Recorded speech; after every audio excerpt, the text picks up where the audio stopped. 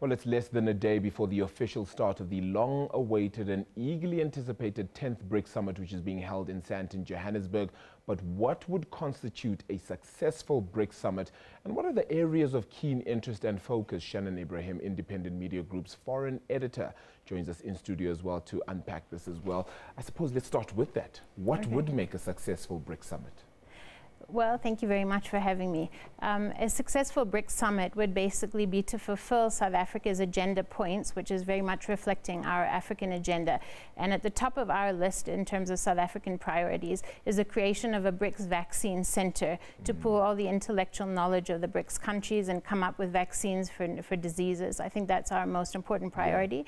And then the fourth industrial revolution, which we've touched on, as well as a BRICS peacekeeping working group, a women's forum, and a tourism track. So those are the priorities of our government that we've set. In terms of trade, it would be to perhaps look at more loans coming from the new development bank in local currencies as opposed to the US dollar, as well as perhaps a BRICS rating agency would be a big accomplishment by the end of the week if we could have further discussions on that. Yeah, of course, focus in South Africa always shifts to those ratings agencies and would be quite key and critical if we got one of our own as well. But at the same time, the focus also shifts to manufacturing, so that new development bank in itself also aiding some manufacturing in itself, but so too is China in South Africa.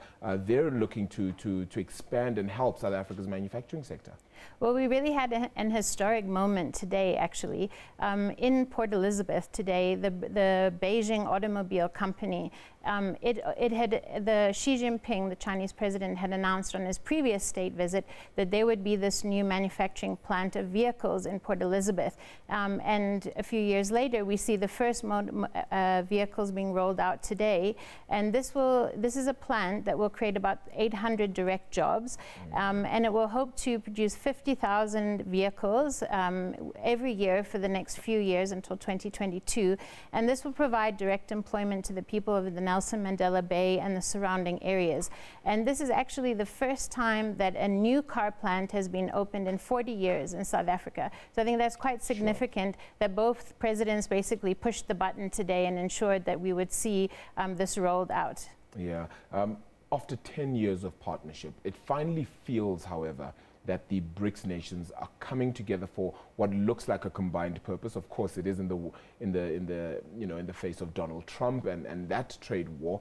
Do you think that we have a cooperation that is good enough to perhaps fight it? I certainly believe so. When we had the BRICS foreign ministers here about 5 weeks ago or so, what was very interesting is that while they're always strong on the economic and trade agendas and development financing, they also were discussing foreign policy issues and how they could align their foreign policies, particularly on the conflict hotspots around the globe. They were discussing everything from Yemen, Afghanistan, DRC, many of the hotspots that affect Africa as well. And if we could see more constructive discussion on how to actually come up with a BRICS approach to those conflicts, I think it would be a counter to the unilateral approach of the Americans. Yeah, clearly though, the emerging market story is no longer something to be put aside or laughed at, or just a conversation that happens on the sidelines of most conversations. It's now a real big thing, and clearly this BRICS Summit is evidence of that.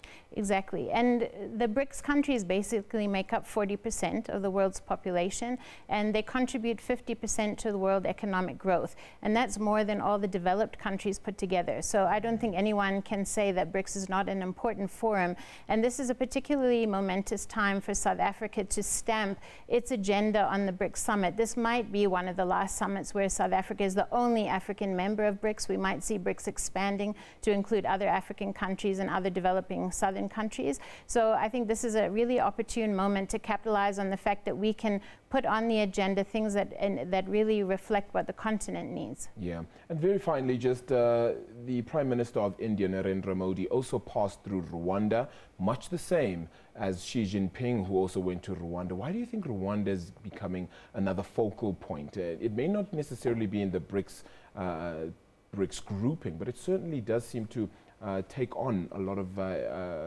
attention from global watchers? Well, for one thing, Rwanda has President Paul Kagame is the chair of the African Union. But beyond that, Rwanda is very much the Singapore of Africa. If we look at the growth indicators, and everything seems to be going right in terms of Rwanda's progression, in terms of its economy. Human rights may be quite another issue, but in terms of economics, it definitely is a place that investors are looking at on the continent.